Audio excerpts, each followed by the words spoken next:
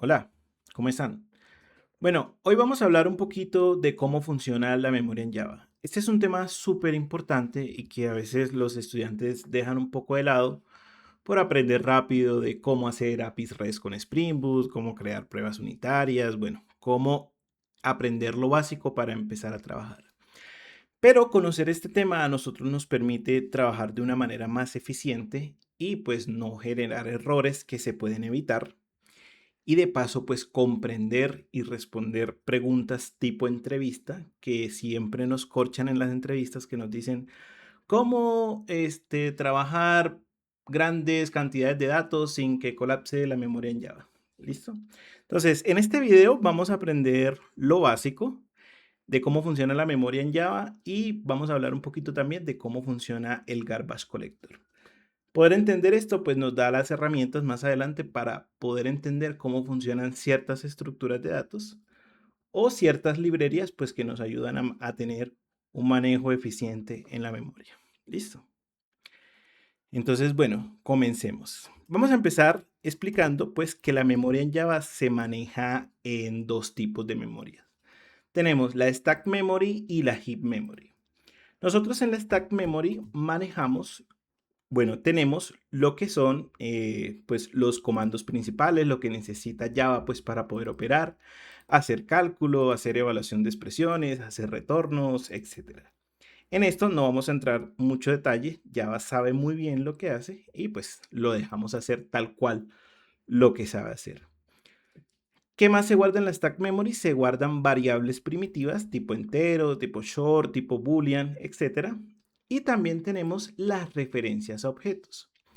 Y en la heap memory, nosotros como tal guardamos los objetos. O sea, acá en la stack memory hacemos referencias a los objetos que existen dentro de la heap memory. ¿Listo? Más o menos vamos a ver cómo se ve esto. Entonces tenemos la parte main que prácticamente la vamos a omitir. No va al caso pues entrar en detalle cómo funciona esto internamente pues, para poder ejecutar los programas. Pero sí vamos a hablar de las variables primitivas y sobre todo de las referencias a objetos. Entonces, en una stack memory, cuando está corriendo, pues se guardan esas variables primitivas, por ejemplo, x entero igual a 32. Un booleano que es falso, un long que es un número grande, etcétera. ¿Listo? Y nosotros acá también en la stack memory tenemos unas referencias a objetos. Y acá dentro de la heap memory guardamos los objetos como tal. Por ejemplo, acá tenemos dos personas. Decimos que existe una persona Carlos Calderón con 32 años. Existe otra persona que se llama Ana Ramírez de 40 años. Y estas se almacenan dentro de la heap memory. ¿Listo? Entonces, por ejemplo, cuando nosotros tenemos un código de este tipo, pues esto es lo que está pasando. Decimos que persona 1 y decimos new persona y este es Carlos Calderón, etcétera. Y esto lo crea acá. Y yo digo persona 2 es igual a la persona 1, es decir, que tanto la persona 1 como la persona 2 están haciendo referencia al mismo objeto dentro de la heap memory. ¿Listo? Entonces, tanto la persona 1 como la persona 2 están haciendo referencia al mismo objeto ya creado. Y si decimos persona 3, new persona, Ana Ramírez, por ejemplo, de 40 años, pues esta persona, Ana, es un nuevo objeto dentro de la heap memory. ¿Listo? Entonces, dentro de la stack memory, nosotros guardamos las variables primitivas y las referencias a los objetos. Y en la heap memory viven los objetos como tal. ¿Listo? Bueno, otra parte importante del heap memory es algo que nosotros conocemos como el string pool. Es una parte especial de la heap memory. Vamos a dejar un poquito de lado un momento lo que son los objetos que viven en la heap y nos vamos a centrar en lo que es el string pool. Java sabe lo común y lo importante que son los string, entonces tiene una sección especial de la memoria para los string que se llama el string pool. Entonces yo, por ejemplo, cuando digo string 1 y no creo un nuevo objeto, sino que directamente referencio, digo igual a Carlos, por ejemplo, él lo que hace es crearme este objeto dentro del string pool. Si yo, por ejemplo, digo string 2 igual a Carlos, él no me va a crear un nuevo objeto en memoria, sino que él Java como tal me va a referenciar el mismo objeto dentro del string pool. ¿Listo? Esto lo hace él internamente, pues para poder ahorrar memoria. Y si decimos, por ejemplo, string 3 y este no existe dentro del string pool, entonces él lo que va a hacer es crearme un nuevo objeto aquí dentro de este pool de string, dentro de esta piscina de strings. ¿Listo? Sin embargo, aquí hay algo muy importante que aclarar. ¿Listo? Entonces, aquí es lo que estábamos hablando. Este string 1 hace referencia a Carlos. Este string 2 también hace referencia a Carlos. Este string 3 aquí hace referencia al Hello World. Pero vamos a suponer que yo digo string, vamos a ponerlo en un color naranjado, por ejemplo. Digamos, string 4. Y yo no lo referencio directamente, no lo creo directamente, sino que le digo new string y le digo Carlos. ¿Listo? En este caso, este string no va a parar el string pool, sino que Java internamente me va a crear un objeto en memoria, así como lo veíamos acá las personas dentro del heap memory, pero por fuera del string pool. Él me lo va a crear acá y me va a decir que esto acá es Carlos. Listo. Y yo puedo decirle string, string 5 igual a new string. Y le digo, por ejemplo, 24. ¿Sí? Un número, por ejemplo. Y él internamente lo que va a hacer, pues, es crearme esto por fuera del string pool. ¿Por qué? Porque no lo estamos creando de esta manera, sino que estamos creando un objeto aislado. ¿Listo? Él lo que va a hacer es venir y por fuera del string pool, pero dentro del heap memory, él me crea pues este número 24, acá, en formato string. ¿De acuerdo? Porque es un objeto aparte de dentro del, pues, del string pool. Para poder acceder al string pool debemos crear los strings de esta manera. ¿Listo? Y ellos se referencian a sí mismos. ¿Listo? Entonces, entendiendo cómo funciona la memoria aquí interna, lo básico, dentro del stack memory y heap memory, vamos a hablar un poco de cómo nosotros comparamos objetos dentro de Java. ¿Listo? Hablemos de equals, del método igual igual, y de hashcode. ¿Listo? Cuando nosotros usamos equals en variables primitivas, es decir, no en objetos, él lo que hace es comparar valores. Y yo, por ejemplo, tengo un in x igual a 14, un in y igual a 14, y le digo x igual y, pues él me dice que esto es true. ¿Listo? Que esto es verdadero. Pero igual funciona diferente en los objetos. Igual lo que hace es comparar referencias en memoria. Es decir, él revisa directamente dentro del stack memory, no del heap memory, de que dos objetos, por ejemplo acá, persona 1 y persona 2, estén referenciando a la misma posición de memoria dentro del heap memory. ¿Listo? Volvamos acá. Entonces, veamos un ejemplo. Yo digo persona 1 igual a new persona Carlos. Entonces, en este momento, pues en el heap memory se va a crear este objeto. ¿Listo? Con la información. Y yo luego le digo persona 2 es igual a persona 1. Es decir, están haciendo referencia al mismo objeto en memoria. Luego, cuando yo le digo persona 2 es igual a persona 1, es igual a persona 2, entonces él me dice que esto es true, que esto es verdadero. ¿Por qué? Porque los dos objetos están haciendo referencia a la misma ubicación en memoria. ¿De acuerdo? Así funciona el igual. Espérenme que acá se nos fue uno. El igual. ¿Listo? Entonces, si yo, por ejemplo, creo dos strings dentro del string pool, o sea, esta forma de crearlo, la forma clásica, entonces yo digo string 1 igual hola. String 2 igual hola. Si yo comparo esto, a mí me va a decir que esto es true. ¿Por qué? Porque dentro del string pool hacen referencia al mismo objeto en memoria. O sea, nuevamente, el string pool está diseñado específicamente para no llenarlo y llenarlo de strings diferentes. Esos strings que se repiten hacen referencia al mismo objeto en memoria dentro del string pool. ¿Listo?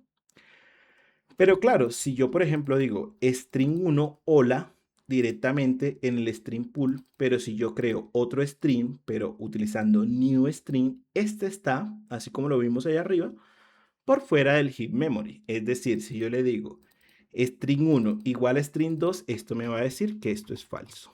¿De acuerdo? ¿Por qué? Porque no hacen referencia al mismo objeto en memoria, así los dos sean un hola. ¿Listo? Así los dos tengan los mismos caracteres. ¿De acuerdo? ¿Listo? Entonces, para poder solucionar esto y poder comparar valores, entonces nosotros lo que hacemos es trabajar con el método equals. ¿Listo? Entonces, equals es el método interno para comparar valores. ¿Listo? Y pues que sepan que todos los objetos, todas las clases dentro de Java tienen heredado el método equals. ¿Por qué? Porque es un método de la clase object. ¿Listo? Entonces vamos a decir que tenemos una clase persona. ¿Listo? Una clase persona con lo de toda la vida. Digamos que una persona tiene un email, tiene un nombre, tiene un apellido y tiene una edad. ¿Listo? Y vamos a decir que dentro de nuestra lógica, dos personas son iguales si tienen el mismo email. ¿Listo? Nosotros digamos que tenemos una lógica en la que no permitimos que dos personas con el mismo email se repitan porque decimos que es la misma. ¿Listo? Entonces lo que hacemos es sobreescribir el método equals porque ya dijimos que es heredado de la clase object y lo que hacemos internamente es sobreescribirlo. ¿Listo? Para poder nosotros aplicar esa lógica y decir que las dos clases, que los dos objetos son iguales. Entonces, ¿qué nos dice este código? Nos dice que si los dos objetos son iguales, es decir, hacen referencia a la misma posición en memoria, son iguales, entonces retorna true. Si el objeto es nulo o las dos clases son diferentes, entonces dice que es falso, por ejemplo. Aquí hace un casteo a la clase persona y esta es la parte interesante donde nosotros aplicamos esa lógica. Y decimos que comparamos que los dos strings email sean iguales. ¿Listo? Fíjense que aquí también se utiliza el método de equals porque string, el método de equal, lo que hace es comparar pues carácter por carácter. ¿De acuerdo? Entonces, resumiendo, el igual hace referencia a memoria, compara posiciones de memoria y el método de equal sí utiliza la lógica que necesitemos para nosotros poder hacer esas comparaciones. ¿Listo? Y hablemos un poquito de hashcode. ¿Listo? Entonces, el método de equals, fíjense que es muy preciso. O sea, esto no se equivoca, está con nuestra lógica, pero vamos a suponer que tenemos que tener una colección, o sea, una estructura de datos, donde vamos a tener muchas personas y que digamos que una regla es que dos personas, no podemos agregar dos personas iguales dentro de esa estructura de datos. ¿Listo? Entonces, para hacer eso, si nosotros utilizáramos únicamente el método de equals, pues la estructura de datos se demora mucho haciendo estas comparaciones internamente. Entonces, hashcode utiliza pues un método inteligente para nosotros poder hacer esto. ¿Listo? Entonces, lo que hace internamente es tomar este valor de cada uno de estas instancias y lo que hace es generar un código hash, o sea, un código único en el cual existen pocas probabilidades de haber colisiones. Entonces, para un email, por ejemplo, carlos@mail.com, ¿listo? Esto va a generar un código hash único, por ejemplo, 1, 2, 3, 4, 8, 9, listo, lo que sea, ¿de acuerdo? Y si yo le hago un ligero cambio, por ejemplo, le quito el com, y esto pues va a sufrir una transformación y ya va a ser un hash totalmente diferente, ¿listo? Esto tiene pocos riesgos de tener colisiones y es una forma muy inteligente para nosotros poder hacer comparaciones, ¿listo? Entonces, lo que hace el método hashcode es generar un código hash a partir del o los valores que nosotros le digamos. Podemos decirle, genere un hash para email, para nombre. Por ejemplo, podemos decir que dos personas son iguales si tienen el mismo email, pero a la vez tienen el mismo nombre, por ejemplo. Puede ser nuestra lógica. ¿Listo? Porque digamos que el email se puede repetir, pero el nombre no. O sea, las dos cosas al mismo tiempo. Cualquier cosa. ¿Listo? Entonces, mientras equals nos garantiza a nosotros la precisión que necesitamos, o sea, en el momento que nosotros necesitemos comparar dos valores, nosotros utilizamos normalmente el método equals. Hashcode hashcode lo utilizamos para hacerlo con velocidad. Por ejemplo, para manejar muchos datos, pues para poder ordenarlos o cosas así. ¿Listo? Entonces, hashcode es utilizado por la mayoría de estructuras de datos, y, o sea, por ejemplo, hashmap, hashset, y todos aquellos que tengan el prefijo hash van a utilizar internamente equals, hashcode. Es decir, si nosotros, por ejemplo, sobreescribimos el método equals, pero no sobreescribimos hashcode, pues los métodos que se basan en hash, las estructuras de datos que se basan en hash, no nos van a funcionar. Esto no nos va a servir. Y no solo eso lo utiliza, también hay otras estructuras como los streams que utilizan métodos como distinct que internamente también trabajan con el hash, ¿cierto? Entonces, para no preguntarnos qué estructura de datos o qué métodos utilizan equals y cuáles utilizan hash code, entonces lo recomendado siempre es, cada vez que ustedes necesiten una lógica para comparar dos objetos, pues simplemente sobrescriban los dos. Entonces, por ejemplo, acá en esta lógica, acá retornamos dos objetos que son iguales, dos personas son iguales y tienen el mismo email. Y acá pues generamos el hashcode simplemente teniendo en cuenta el email. ¿De acuerdo? Ok, con esta parte clara, entonces vamos a hablar un poquito de, a grandes rasgos, cómo funciona un método, un programa en Java. Entonces, los programas en Java, sobre todo aquellos que utilizan aplicaciones como Spring Boot para exponer servicios REST, trabajan con muchos hilos. ¿Listo? Entonces, cada hilo es importante que sepan que cada uno tiene su stack memory. Es decir, si yo, por ejemplo, acá creo int x igual 1, ¿listo? Este int x igual 1 va a ser diferente al int x igual 2 que yo creo acá. ¿Listo? ¿Por qué? Porque cada uno tiene su posición en memoria diferente porque son variables primitivas. Sin embargo, si yo digo persona, bueno, P1 igual a Carlos, por ejemplo, algo que ya estaba creado, y por acá tenemos a la persona Carlos creado, persona, vamos a enmarcarlo acá. Ta, ta, ta, ta, ta. ¿Listo? Digamos que esta persona es Carlos. ¿Listo? Entonces, si yo tengo la persona 1, que es Carlos, vamos a quitar esto un poco de acá para que nos quepa mejor. Vamos a bajarle la letra, la fuente. Y yo tengo acá, por ejemplo, que la persona, esta es Carlos. ¿Listo? Ambos hacen referencia a la misma posición en memoria. ¿Listo? Estas variables primitivas viven dentro de los hilos y una vez que los hilos se terminen de ejecutar, pues esas variables mueren.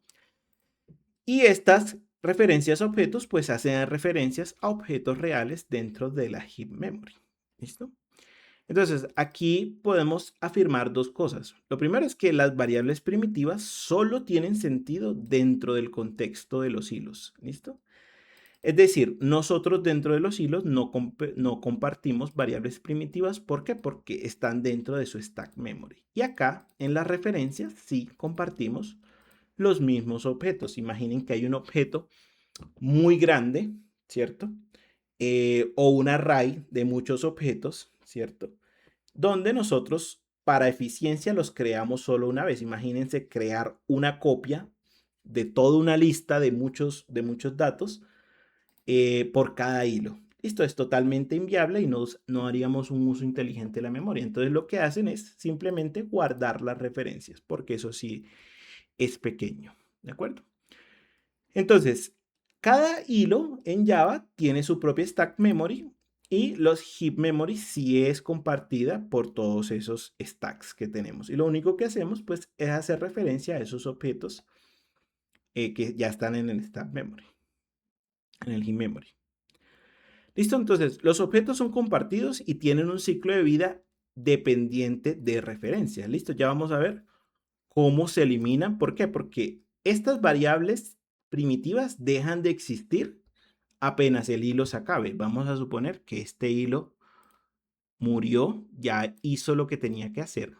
Entonces, este hilo deja de existir, por lo tanto, esta referencia deja de existir y esta variable inX dejó de existir. ¿Por qué? Porque ese hilo se acabó y por lo tanto se eliminó ese fragmento de memoria, su stack memory, que fue dedicado para este hilo. ¿Listo?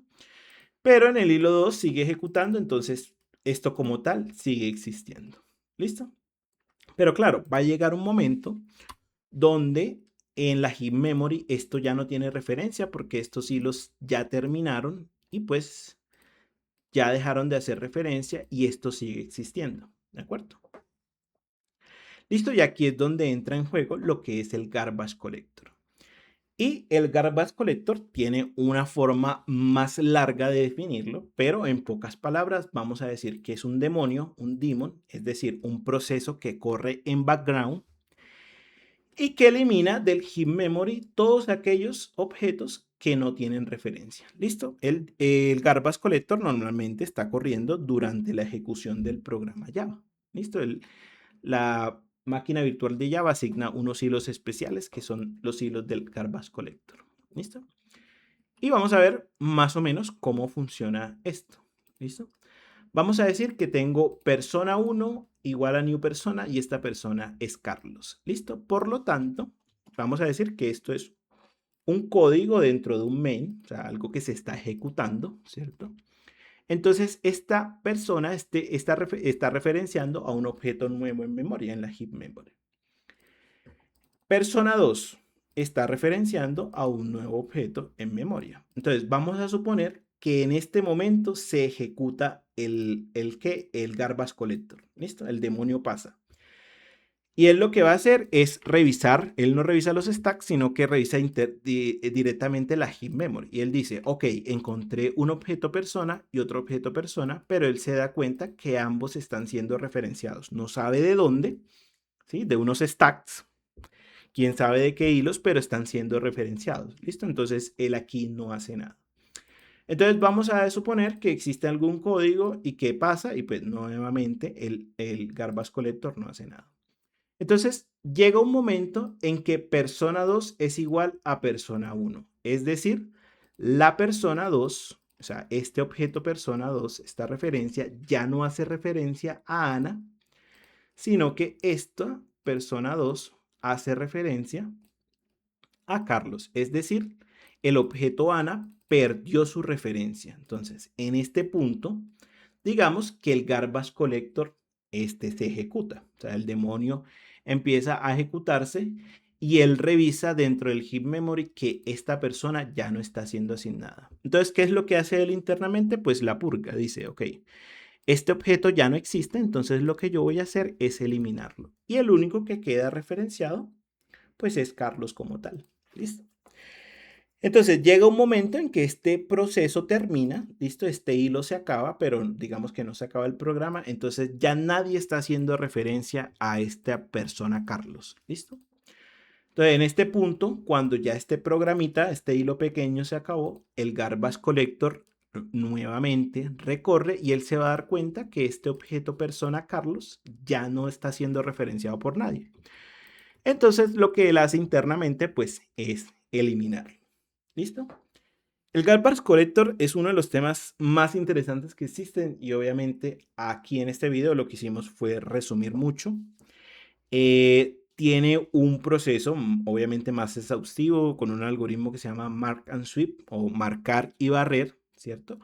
Pero para los propósitos de este canal y de los videos que estamos subiendo, pues no va al caso explicar un poquito más allá. Pero si a ustedes les interesa el tema, revisen cuáles son los tipos de garbage collector internamente, pues cómo funciona ese algoritmo, que es algo muy chévere. ¿Listo? Pero, o sea, a pesar de que existen muchos garbage collector, el propósito sigue siendo el mismo. ¿Listo? Solamente que internamente, pues, lo hacen un poquito más optimizado, pero pues, nuevamente, no vamos a entrar en ese detalle.